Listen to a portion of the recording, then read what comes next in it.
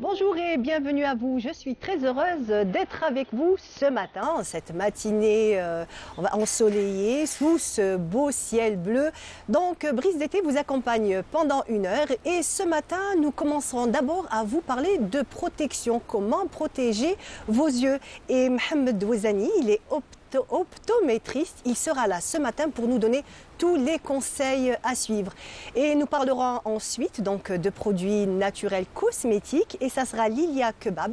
Elle sera là, donc elle est artisane. Elle nous parlera de ce beau métier qu'elle a pris en vol vers, on va dire, la fin de sa carrière. Elle nous donnera tous ces petits détails. Et ensuite, alors on va passer à de la musique, à de la bonne humeur, puisque Morad Amaouche, donc il s'appelle, son nom de scène, c'est Chico Boss. Il sera là, il nous parlera donc de ce métier, de son métier à lui et surtout des scènes qu'il va faire prochainement. Et Hakim Dfgoum aussi nous parlera de musique. Par contre, lui, il nous fera découvrir un nouveau son qui est tendance en ce moment, c'est l'Ama Piano et on saura tout à l'heure. Donc restez avec nous et on commence bien entendu toujours avec de la musique et je vous propose d'écouter une chanson de Maryam Benalal. On regarde et on revient juste après.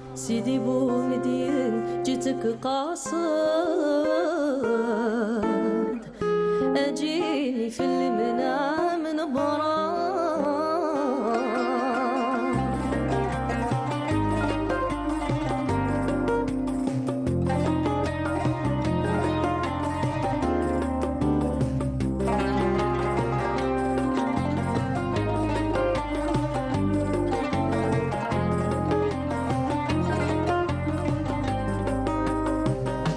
صفي لي معدني بيدك رميلي بالقلب حضرة بسعد لي ثقة مسعدو بعد النحاس عضلو نقرا صليت على نبي الهادي محمد أبي زهرة وجنانا ثمر ضايا مسقي من جنته الخضراء سيدي بو مدين جيتك قاصد أجيني في المنام نبرا سيدي بو مدين جيتك قاصد أجيني في المنام نبرا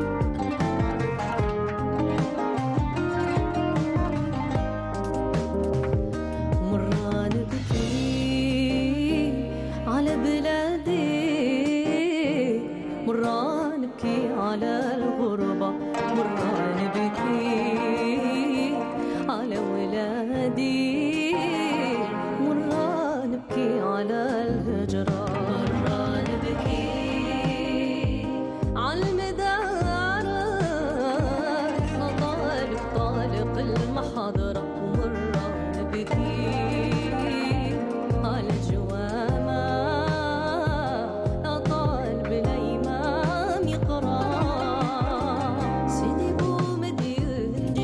قاصد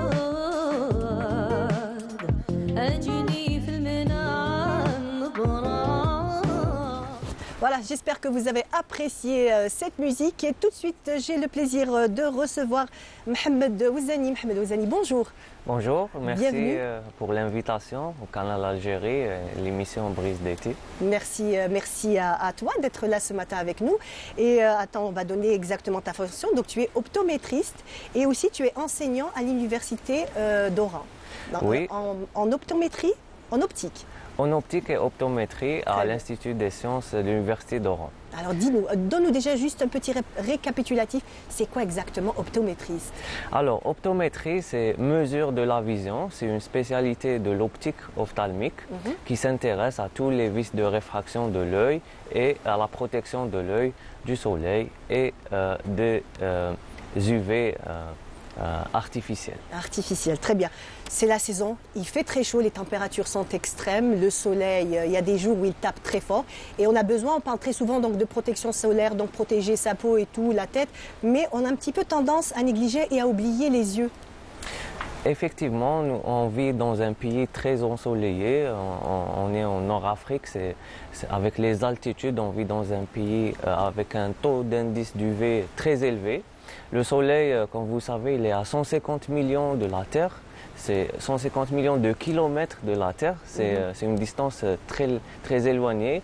Mais l'indice UV dans notre pays, il est très élevé. Donc l'indice UV, c'est une échelle de mesure des UV sur la Terre avec lequel on peut estimer les dangers du soleil. Comme sur la peau, on peut avoir des problèmes sur les yeux.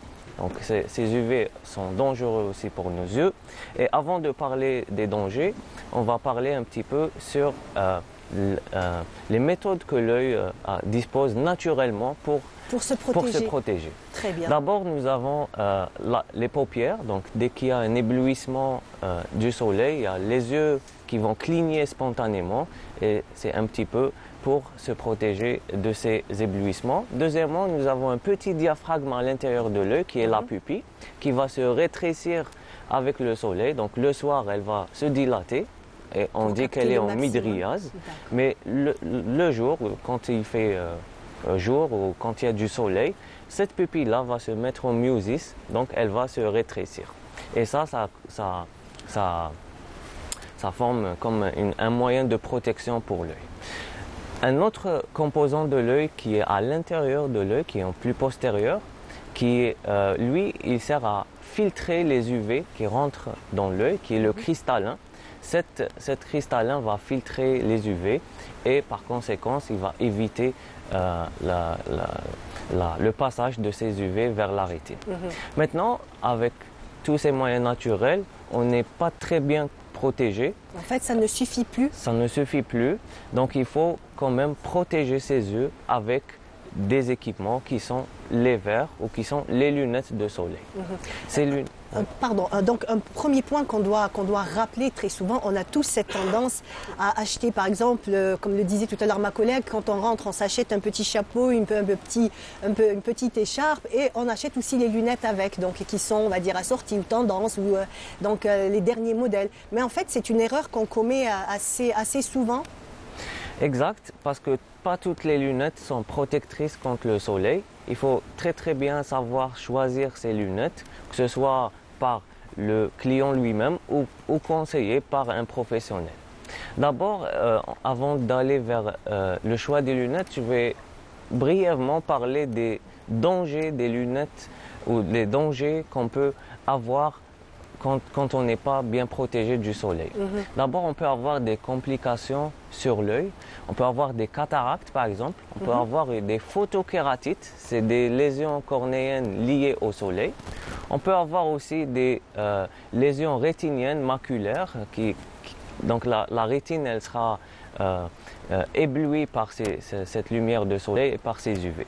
Maintenant, pour le choix des lunettes, il faut que ce verre-là, ce verre de lunettes, soit traité pour filtrer ces UV et pour ne pas filtrer tout le spectre visible. Vous savez que les ultraviolets sont divisés par des longueurs d'onde.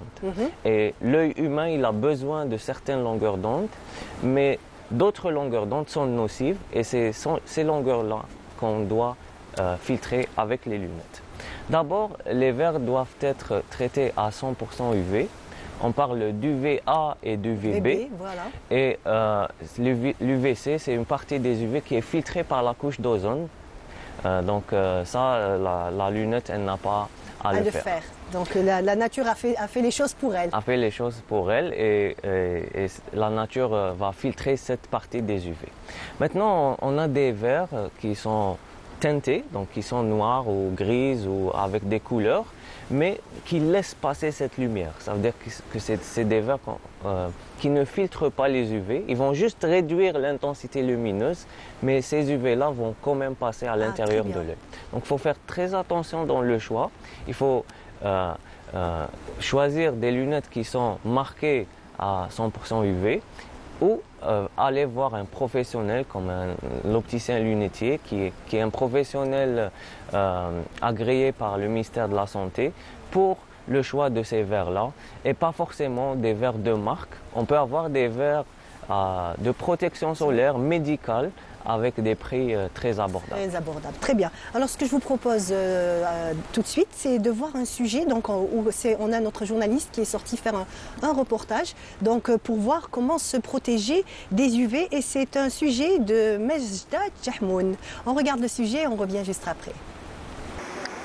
Des températures difficilement soutenables même au nord du pays. Avec cette vague de chaleur intense et inédite, les thermomètres atteignent les 30 degrés dès le petit matin. Tu trouves qu'il fait très chaud? Oui, un peu plus que je le pensais.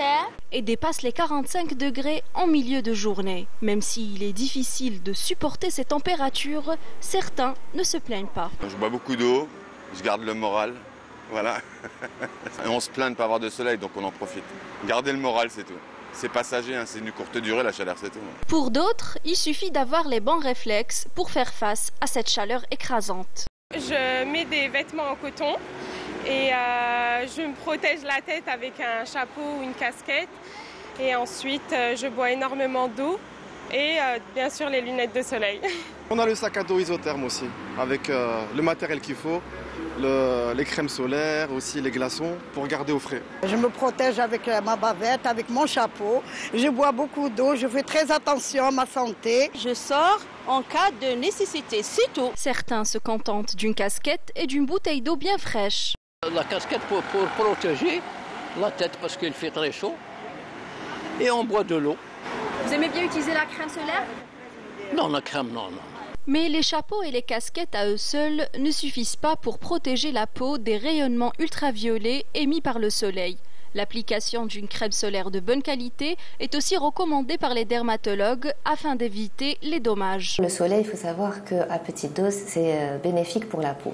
Il va aider à faire tout ce qui est synthèse de vitamine D, densification des os. Et on peut traiter avec de l'eczéma, du psoriasis. À forte dose, il risque de causer des dommages sur votre peau, des dégâts qui vont être malheureusement irréversibles. Les UVB, par exemple, vont avoir une pénétration superficielle au niveau de l'épiderme et quand on est exposé en permanence vont causer des dommages cellulaires voire des mutations cellulaires et des cancers. Les UVA par contre eux vont aller pénétrer plus profondément, vont aller jusqu'au derme, causer des dommages sur le tissu élastique. Les études ont montré qu'en moyenne l'être humain consomme 50% de son capital solaire et ce avant même d'arriver à la vingtaine. À la naissance, on a ce qu'on appelle un capital solaire. Donc c'est un quota d'exposition solaire qu'on va consommer au fil de notre vie. Donc, quand on a une forte exposition solaire dès le plus jeune âge, on le consomme malheureusement, ce capital solaire, il n'est pas renouvelable. Plus vous allez vous exposer, plus il va être consommé progressivement. Une fois qu'on arrive au terme de ce capital solaire, on a l'apparition de lésions. Des fois elles sont minimes. Relâchement, rides, taches, lentigo, photovieillissement. Des fois, elles peuvent être graves, à type de carcinome et de mélanome. Autre incontournable de l'été, les lunettes de soleil. Mais est-ce que n'importe quelle paire de lunettes protège des rayons UV? Le frontofocomètre de l'opticien nous donnera la réponse. Nous avons pris 2 paires de lunettes pour faire le test. Donc on a pris une paire de chez vous et une qu'on a achetée dehors. Ça nous affiche 0% d'UV qui pénètre dans l'œil. On va refaire le comparatif. Elle affiche 3 à 4%, on va dire. Donc ce verre-là, l'appareil nous dit qu'il n'est pas filtrant. Quand on met un verre solaire qui n'est pas de bonne qualité. Donc il va donner l'impression à l'œil qu'il est protégé. Donc l'œil, qu'est-ce qu'il va faire? La pupille va s'ouvrir. Et les mauvaises UV vont entrer. Qu'est-ce qu'elles vont attaquer? Elles vont attaquer directement le cristallin, c'est-à-dire la lentille qu'il y a au milieu de l'œil, et il va attaquer la rétine. Donc ça peut induire à des cataractes, énormément de pathologies, pour ne pas dire cécité, c'est-à-dire on peut devenir aveugle à cause de ça. À partir de 6 000 dinars, il vous est possible d'acheter des lunettes de soleil appropriées qui répondent aux critères cités par l'opticien. Il faut parler de qualité de verre Est-ce qu'il est filtrant à 400 nanomètres d'UV, c'est-à-dire UV 400? Est-ce qu'il est traité à 100% d'UV? Est-ce qu'il protège? La matière de la monture, est-ce qu'elle n'est pas allergisante? Il y a des personnes qui ne supportent pas d'avoir un verre foncé, il y a des personnes qui ne supportent pas d'avoir un verre un peu clair. En cette période de canicule, chaque geste compte. Hydratez-vous régulièrement, privilégiez les vêtements clairs et adaptés et surtout, évitez de sortir entre 11h et 16h.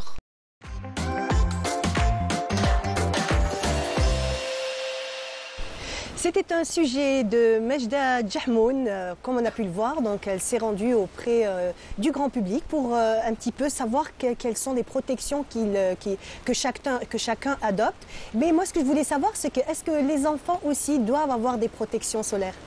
Effectivement, comme je viens de l'introduire, l'œil dispose des moyens de défense, mais il est important de protéger contre le soleil, de se protéger même pour les enfants. D'ailleurs, ça existe des lunettes de soleil conçues pour enfants spécialement, mais il faut juste s'assurer que les verres sur cette lunette-là ou sur cette monture-là sont traités contre les UV et ce n'est pas des verres uniquement à une teinte pour réduire la lumière.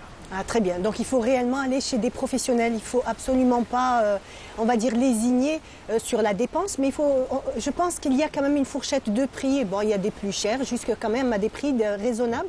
Sur le marché algérien, on trouve beaucoup de choix de lunettes. Il y en a beaucoup de contrefaçons. Il y a des lunettes vraiment à pas cher, qu'on trouve pas chez les professionnels. C'est des verres qui ne sont pas traités du tout. C'est des verres qui sont conçus juste pour la mode. Et il faut, pour le choix des verres de soleil ou des lunettes de soleil, il faut vraiment aller voir un professionnel qui est un opticien lunetier ou un optométriste qui sont agréés par le ministère de la Santé pour avoir des produits de qualité conçus aux normes pour la protection du soleil. Et laissez-vous d'être conseillé par ces professionnels-là, car chaque personne a ses besoins en matière de protection par rapport à la couleur des yeux, par exemple. Les yeux qui ont des iris clairs, ils ont besoin de plus de protection que les yeux foncés. Donc le grade de la teinte peut différer entre les gens et cela ne peut que être conseillé par un professionnel. Très bien.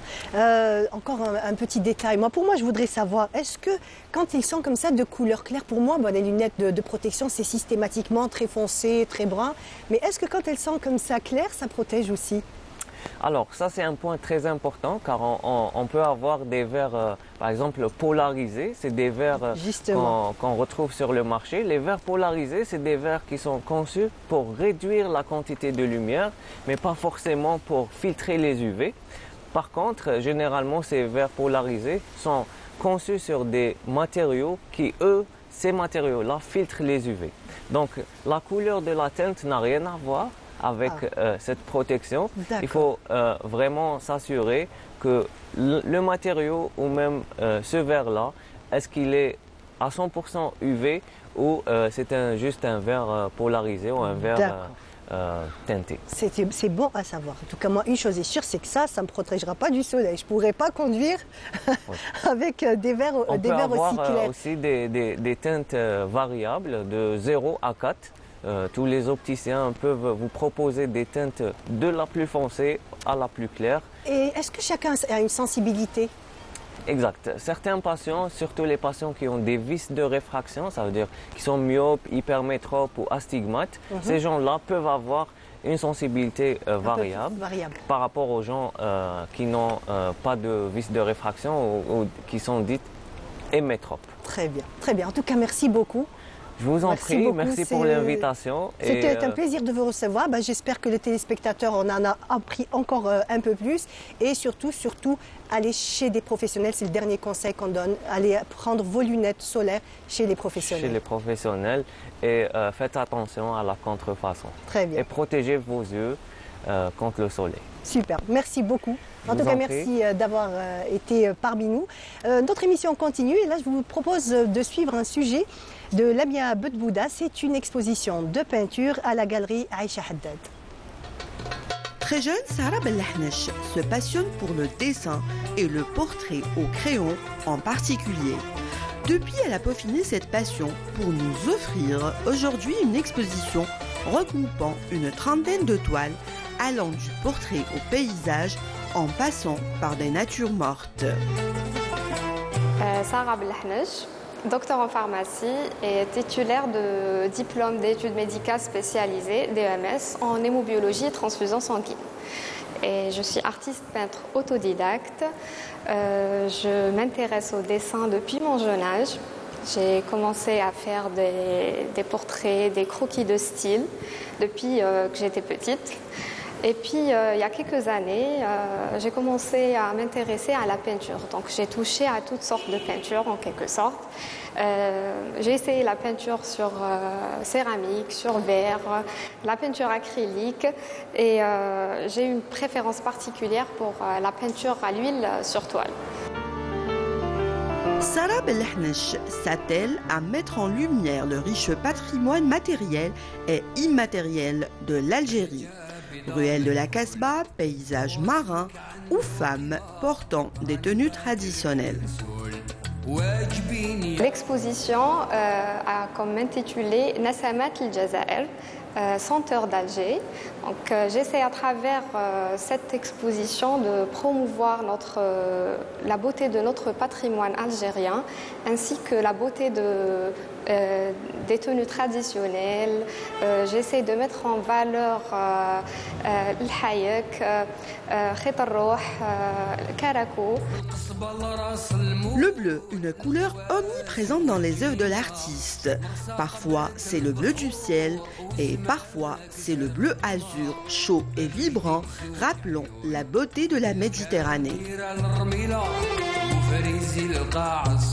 Le bleu revient beaucoup sur mes toiles. J'ai une préférence pour la couleur bleue.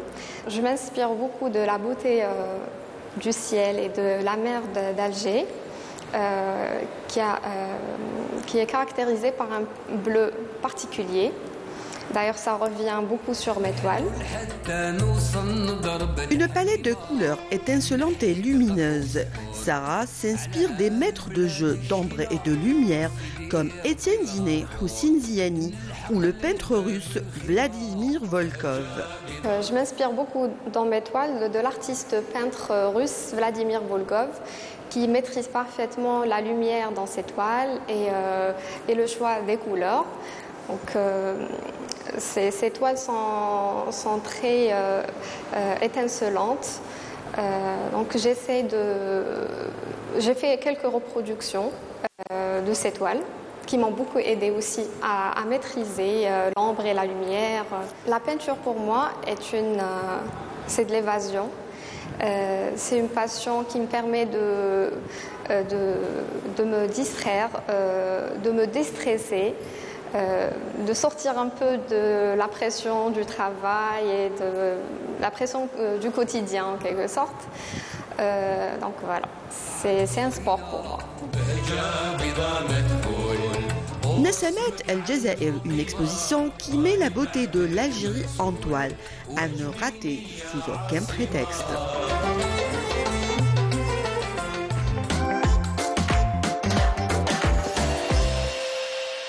C'était un sujet de Lamia Boudbouda, une très très belle exposition. Et comme vous pouvez le voir, on va tout de suite parler de produits naturels, de cosmétiques naturels. Et Dieu sait que c'est tendance. On a tous envie d'avoir des produits à la maison sains, bons pour notre corps, bons pour notre peau. Et bien entendu, qui c'est qui va nous parler de tout ça? C'est Lilia Kebab. Lilia Kebab, Lilia Cosmétique Naturelle. Comment vas-tu? Alhamdoulilah. Merci beaucoup d'être là. Donc voilà, j'ai un petit peu parlé déjà de ce que les téléspectateurs ont pu découvrir, hein, quelques savons. Mais on va parler surtout de comment tu es arrivée à ce métier-là, à cette passion. D'accord. Alors bonjour téléspectateurs, bonjour le staff, tout le monde. Merci pour l'invitation. Pour arriver à ce stade-là, j'ai fait beaucoup de chemin, un grand chemin. Et la base de mes études, c'est la santé, c'est la napath. Ensuite, pour des raisons de santé, j'ai arrêté ce job. Et je me suis développée dans un autre sens, dans l'esthétique, la beauté. Ensuite, mais vous aviez toujours eu un penchant pour tout ce qui est produits naturels? Tout ce qui est depuis mon jeune âge, même ce que je mange. Depuis mon jeune âge, j'étais toujours attirée par la nature. J'étais éblouie par la nature, que ce soit pour manger, pour tout faire, pour regarder, j'étais vraiment très nature. À un moment donné, j'ai remarqué la tendance. J'étais parmi les premiers qui ont eu les formations de savon avec une ingénieure en chimie que je remercie et je salue de l'occasion. Et quand j'ai développé, je me suis dit, à partir de l'huile d'olive, je peux obtenir une savonnette. J'étais plus qu'éblouie. Émerveillée, j'imagine, oui. C'était la magie, pour moi c'était la magie. Ensuite l'utiliser et tout ça. Et par la suite, j'ai décidé après que mes enfants ont grandi. J'avais beaucoup de temps libre. Je me suis engagée à avoir une marque. J'ai développé ma marque et je ne pouvais pas l'appeler mieux que Retour à la nature. Très joli, effectivement. Voilà. C'était une évidence. Une évidence, c'était ciblé. Il n'y a pas mieux que le retour à la nature. Ensuite, j'ai commencé par après le savon. J'ai fait une formation pour le cosmétique. J'ai fait une formation chimique et naturelle. J'ai opté pour la naturelle. Et par la suite, j'ai développé tout ça avec mes recherches personnelles. Et comme j'avais une base de santé, le corps humain n'avait pas de secret pour moi. Donc ça vous a aidé. C'était très objectif et très ciblé. Et je pouvais créer mon produit à moi avec mes propres recettes. Très bien. En ciblant tout problème. Je ne fais pas que le cosmétique, je fais même le thérapeutique. Et j'ai ciblé tous les problèmes des gens. À chaque fois je reçois une cliente, elle me dit est-ce que vous avez ça, est-ce que vous pouvez me faire ça, est-ce que vous pouvez me régler ça. Et c'est de cette manière-là que j'ai développé mon produit et au fur et à mesure, je crée un produit encore plus... Donc d'après on va dire, les gens qui venaient vous voir, pour que ce soit des peaux sèches, des peaux mixtes, des peaux grasses, plus que ça, même jusqu'à des problèmes, on va dire des problèmes cutanés. Par exemple, j'ai pour les cernes, par exemple, j'ai pour l'eczéma, pour le psoriasis, pour les hémorroïdes. Donc j'ai développé un peu plus. Chaque fois, je développe encore plus. Et tout ça, on le précise, c'est à base de produits naturels à 100%. Il n'y a rien de chimique. C'est quoi que vous utilisez? C'est des huiles végétales, des beurres, des huiles essentielles. Voilà, des kaolins pour les déodorants, des charbons actifs pour les savonnettes et les dentifrices, Siwek. J'utilise que le naturel. L'huile végétale d'amande douce, d'amande amère, l'huile de coco, l'huile de graines de figue de Barbarie. Donc que le naturel à 100%. Et la source de mes huiles, c'est je vais directement à l'atelier, là où ils font la pression à froid. Je suis très exigeante par rapport à la matière première. C'est ce qu'on avait dit juste tout à l'heure quand on était ensemble. Vous m'aviez dit comme quoi vous allez jusqu'à la source. Vous faites des centaines de kilomètres pour aller acheter... L'essentiel, je ramène même de Gigel. C'est très très important parce que la marque et le produit dépend de la matière première. Si elle est de bonne qualité, le produit il va être de bonne qualité, il donnera les résultats qu'on attend. Si ce n'est pas de bonne qualité... Est-ce que tu peux nous donner des exemples, par exemple, de certains produits que tu vas chercher dans des endroits bien précis en Algérie? Eh bien, par exemple, zit الذرة ونحن نجيبها. Très bien. C'est vrai que la Gigel est réputée, oui. L'huile de lentilles, c'est à Gigel, elle est extraordinaire. En plus, elle est faite à la main par des anciennes. Oui, pressée à froid, cueillie à la main. Le fruit, il doit être mûr à 100%. Donc, c'est pas évident. C'est très très important. Et à Boussahada, tu vas chercher quoi? Alors l'huile de cad. L'huile de cad à qui est naturelle à 100%. C'est une huile que j'affectionne particulièrement. Moi aussi, j'adore la mettre le contour de l'qalla hagda et boire l'eau. Effectivement, donc autrefois, elles étaient dans les jarres, on mettait toujours... Mais quand même, il faut faire attention. Bien entendu. L'excès est toujours néfaste. Très bien. Voilà. Donc tu as un petit bébé qui vient de naître? Ben oui, j'ai mon petit bébé et je suis fière de le dire. C'est ma création aussi. Ça, c'est pour la douleur. Et il ne calme pas la douleur. Il pénètre dans les articulations, les tendinites ou musculaires pour arthrose, arthrite. il soigne l'inflammation. Je peux avoir l'inflammation? Il soigne l'inflammation. Il est à base de graisse de chamel. D'accord. Et des huiles végétales et l'huile essentielle qu'on n'a pas en Algérie. D'accord. Ben, on ne peut pas tout avoir. On ne peut pas tout avoir. C'est une huile un peu spéciale que je ramène. Et franchement, ça m'a donné des résultats bluffants. Vraiment bluffants. Des personnes qui l'utilisent à une fois, ils n'ont plus de douleur, c'est bon. Mais faites le gras de chamel et de chameau aussi déjà, est connu depuis des milliers d'années déjà. Tout à fait. Et pourquoi je l'ai utilisé moi par rapport à ça aussi. Et ensuite, la graisse de chamel, elle est légère. Elle pénètre rapidement dans la peau.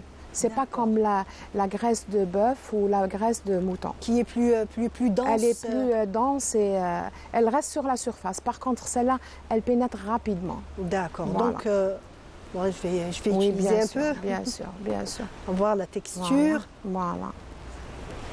Ah, ça sent très bon. Ça sent très bon, effectivement. Eh oui, voilà.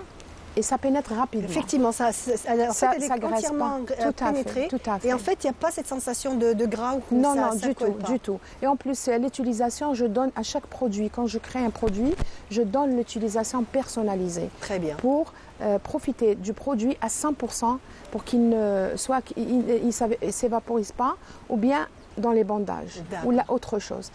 Chaque produit, il a sa conduite à tenir spécifique. Tout à fait. Voilà, donc tu as encore quelques produits à nous montrer? Bien sûr. J'ai ça, le dentifrice. Oui, excellent. Il est par rapport à la gencive quand elle saigne ou bien inflammée. Et en plus, c'est la chaleur parce qu'il y a l'huile de coco. C'est la chaleur qui a fait fondre l'huile de coco. D'accord. Normalement, elle est un peu plus compacte. Oui, oui, c'est une crème. Oui, on est à l'extérieur, il fait chaud. C'est une crème. C'est une crème qu'on met sur le dentifrice. On se lave les dents avec. Toute tache acquise, pas congénitale, acquise. Acquise, c'est-à-dire le tabac, le café, le tout thé ce qui peut... et les oranges. Ah, même les oranges? Oui, oui, oui, oui. Et ça redonne la texture et la couleur des dents d'origine. Très bien. Et ça a été testé, approuvé. D'accord. Voilà. Magnifique. Surtout pour les gens qui ont la gencive hémorragique ou inflammée et tout. Magique, vraiment. Parce que fait Siwek. D'accord. Voilà. Très voilà. bien. J'ai aussi ce produit-là pour l'eczéma, avec une savonnette à l'huile de cade, qui m'a ramené aussi des résultats pas mal, vraiment, à l'huile de cade aussi. Voilà. J'ai ça aussi pour les anti-cernes. Alors, pour l'anti-cerne, la majorité, ils utilisent l'acide hyaluronique ou l'éclaircissant.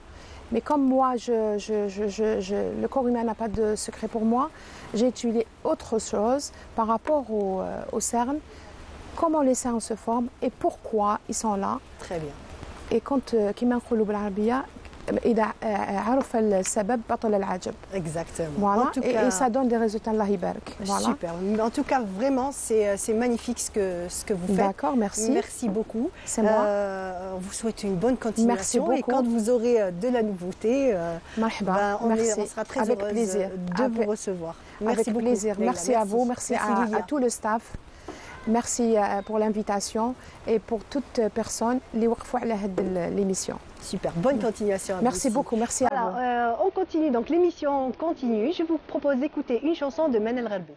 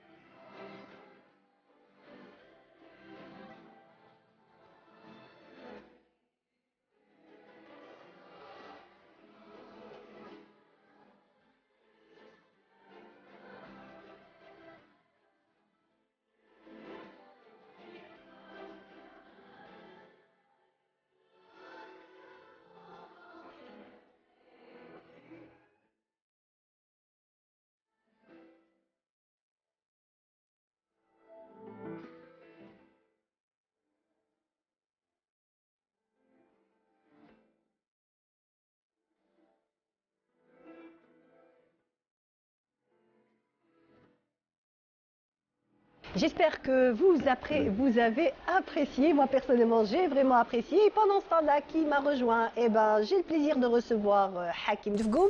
Hakim Dfgoum, bonjour. Bonjour. Comment vas-tu? Impeccable. Alhamdoulilah. Toi, tu vas nous parler de Lama Piano, un nouveau son? Nouveau son, non. Mais tendance. Oui. Du moins qu'il est né depuis peu. Mais on va dire qu'il est très apprécié ces derniers temps. C'est un son qui a quand même voyagé. Il a atterri aux États-Unis, donc quand ça atterrit aux États-Unis, donc forcément ça touche pratiquement les 4 coins de la planète. C'est Lama Piano, oui. D'accord, très bien. Et qui c'est qui a atterri aussi aujourd'hui sur le plateau de Brise d'été? Donc c'est alors Mourad Amaouche. Oui. Bonjour Mourad Amaouche, comment vas-tu? Très bien. Plus connu, je précise, plus connu sous le nom de Chico Boss. Chico Boss, voilà, c'est Chico mon nom de Boss. scène. Merci beaucoup d'être là. Ça fait plaisir. C'est vraiment un plaisir de te recevoir. Donc, comme il parlait de son qui a voyagé, toi aussi tu voyages beaucoup. Donc, pas mal. Oui, justement, tu m'as donné un petit peu tous les endroits où tu t'es produit dernièrement. Donc, explique-nous un petit peu déjà, tu fais quoi exactement? Alors, donc, je suis DJ et percussionniste. Donc, je mixe et je fais de la percussion en même temps. C'est la particularité. Et je chante aussi. Donc je me produis un petit peu partout dans le monde, énormément en Asie, mais voilà, ce qui fait que je voyage partout dans le monde, c'est la particularité d'être DJ percussionniste. C'est assez spécial justement, c'est ça qui fait ta particularité? C'est aussi physique, c'est vraiment un show, donc les gens, voilà, enfin des DJ, il y en a partout. Oui. Bon, il y a des producteurs qui sont connus. Et moi, ce qui m'a fait connaître un petit peu à l'étranger, c'est le fait d'avoir cette particularité. Donc du coup, j'ai de la chance, je voyage partout oui, avec effectivement. ça. C'est une particularité qui a fait ta renommée, qui a fait on va dire, tout le parcours que tu as aujourd'hui. Raconte-nous, ça s'est passé comment? Tu es tombé dans la musique très jeune ou tu l'as découvert un peu plus tard? Très très jeune, depuis que je suis petit en fait. Donc j'ai vraiment... depuis que je suis petit, je chante, je joue de la darbouka. D'accord. Je tapais sur n'importe quoi, sur des seaux, sur des... Oui. À l'époque, c'était pas... On m'a pas encouragé de faire de la musique. C'est justement, on essayait de dire, il ne faut pas suivre cette... C'est vrai, effectivement. C'était une époque où c'était pas... il fallait pas être musicien. Mais j'ai quand même... voilà, après, je suis tombé dedans. C'était par hasard. C'est vraiment... ça remonte à longtemps. Ça remonte à longtemps. Parce que tu es cuisinier de formation? Couturier, cuisinier, je fais plein de choses. Donc tu as toujours baigné dans l'art, hein. Tu t'es jamais vraiment éloigné. Et sans apprendre. J'ai toujours été autodidacte, surtout sur tout ce que j'ai fait. J'ai travaillé dans des gros restaurants, sans aucune formation, à couturier aussi. Et en tant que musicien, je n'ai jamais appris, c'est-à-dire que je n'ai jamais pris de cours de musique. J'ai jamais pris de cours de chant, ni de percussion, ni de DJing. J'ai appris, c'était vraiment autodidacte. Et je travaille plus que quelqu'un qui a appris la musique dans un conservatoire. C'est vrai que quand on est passionné, on ne compte pas les heures, on ne compte pas les jours, on ne compte pas ni son temps, ni sa santé non plus. Hein. Oui, non, mais là, ça, voilà, c'était pas facile non plus de percer, de faire ce que je fais aujourd'hui. J'ai un petit peu galéré au début. Mais tu es arrivé puisque il y a Hakim Dfgoum qui m'a soufflé tout à l'heure. Il m'a dit que tu as joué avec de grands noms, du grand nom de la musique, entre autres. Alors on a Stevie Wonder. Oui. Beyoncé aussi. Oui, David Guetta. Guetta. Quand je suis arrivé, donc je suis parti à l'étranger quelques années et je travaillais dans un endroit où il y avait David Guetta. Il n'était pas encore connu à cette époque-là. Il travaillait vraiment dans un endroit plutôt simple. Il commençait à faire des productions, mais ce n'était pas encore une grande star à l'époque. Et je travaillais avec lui tout au début. J'ai carrément les vidéos sur la toile. J'ai des photos avec lui, tous les débuts. Et du coup, quelques années après, moi j'ai continué mon chemin. Quelques années après, il était à la télé, tout ça. Je dis, mais j'ai travaillé avec lui. J'ai bossé avec lui, c'est ouais. bien. Ouais. Après, ils m'ont rappelé en fait dans leur tournée. J'ai fait quelques dates avec eux. Et ça m'a vraiment propulsé en fait. Ça m'a vraiment apporté beaucoup de travail. Le fait d'avoir travaillé avec lui. Et puis voilà, j'ai continué mon chemin tout seul. Et c'est vrai qu'il y en a pas mal. J'ai eu la chance de partager la scène avec plein de grands artistes. En tout cas, franchement, c'est un plaisir de t'avoir ce matin parmi nous. Ce que je te propose, c'est de découvrir avec nous ce que va nous apprendre ce matin Hakim.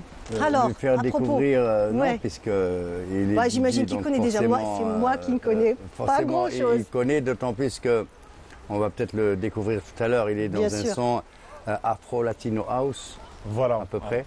Voilà. C'est pratiquement un son qui vient, l'afro house, du même pays, à savoir l'Afrique du Sud. Sauf que le son qu'il propose, c'est un son, l'afro house, c'est un son qui appartient, on va dire, aux privilégiés en Afrique du Sud. L'afro house et l'amapiano, c'est un son qui touche pratiquement toutes les couches de la société. Donc amapiano zoulou, ça veut dire mon piano.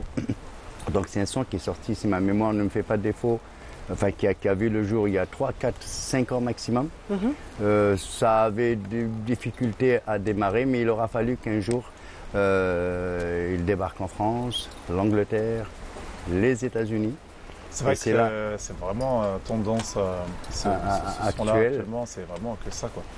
Juste avant, c'était l'afrobeat. Je ne sais pas si tu arrives de travailler sur le son afrobeat. Moi, j'ai toujours été en fait dans l'afro latine en fait.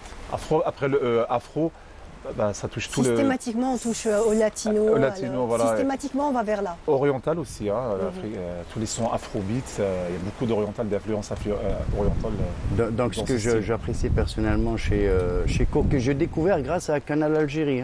Moi, je ne connaissais pas et c'est grave. D'autant plus que je parle de ce métier depuis des années, un métier qui n'est pas reconnu de nos jours. C'est qu'il réussit à avoir 4 casquettes.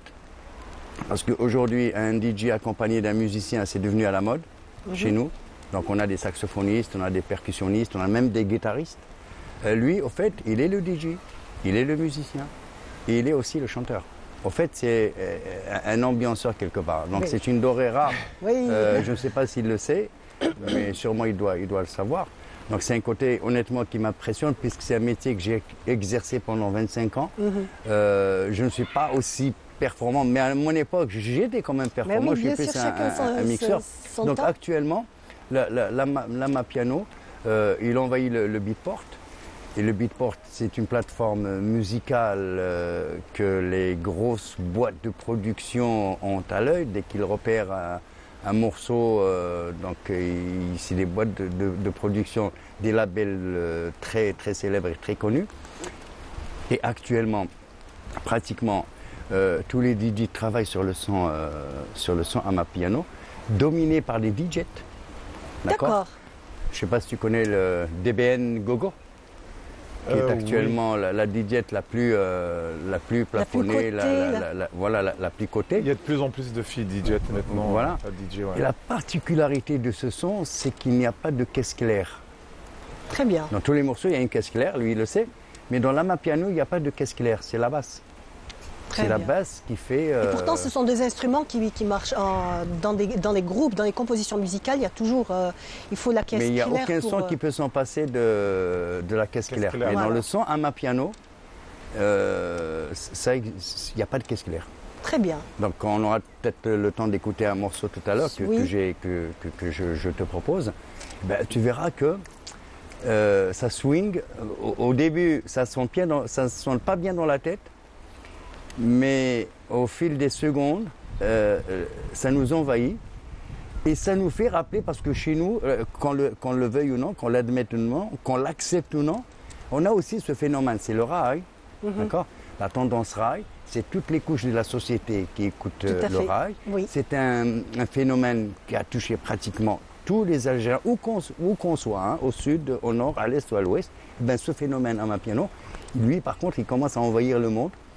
Et pratiquement sur toutes les stations de radio, dans Alger 3, je travaille, le son amapiano commence à faire ses petits pas. Il commence aussi à atterrir au niveau de nos clubs, je dirais de nos nightclubs. Les gens commencent à découvrir et l'Algérien, tout le monde le sait, il a le feeling, c'est un connaisseur. On a le rythme dans la peau aussi. Hein? On a le rythme dans la peau Absolument. aussi. Oui. Après, voilà, moi aussi, je mixe toujours à l'ancienne. C'est-à-dire, aujourd'hui, la nouvelle génération de DJs, c'est facile. Avant d'être DJ, aujourd'hui, il y a plus de DJ. Pourquoi? Parce que c'est facile d'être DJ quelque part. Parce qu'il y a des synchroniseurs, il y a des machines qui font le travail, en fait. Très bien, oui. Nous, à notre époque, on a commencé, c'était vinyle. Moi, j'aime après, bien, il me regarde, il me dit à notre époque. on a toujours 20 ans et quelques heures. Exactement.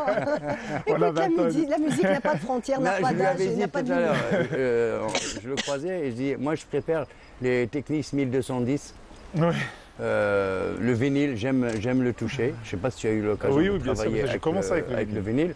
Et j'étais l'un des premiers DJ au fait à utiliser les CD. C'était une marque Denon à l'époque.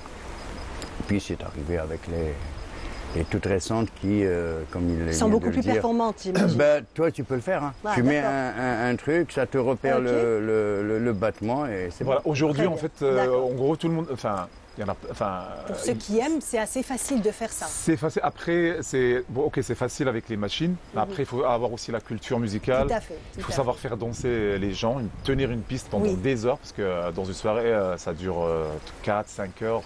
Donc il faut vraiment garder les gens. Très bien. Et ça, c'est la technique et les machines ne suffisent pas pour faire ça. Ouais. Alors, je te propose, Hakim, je vous propose à tous les deux donc d'écouter un extrait de la musique que tu nous proposes, le Mia Piano. Ama piano. Ama Piano. Ama Piano. On écoute.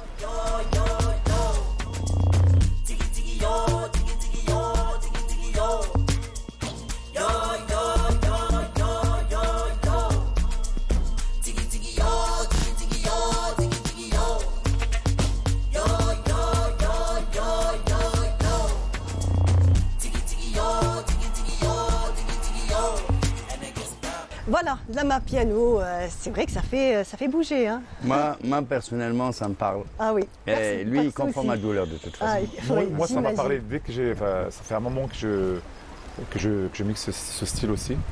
Mais c'est vrai que c'est assez puissant. C'est vraiment on reconnaît tout de suite. C'est-à-dire dès que vous allez l'entendre. Aux premières notes, on a déjà. Oui, c'est à peu près. C'est vraiment un style. C'est une signature.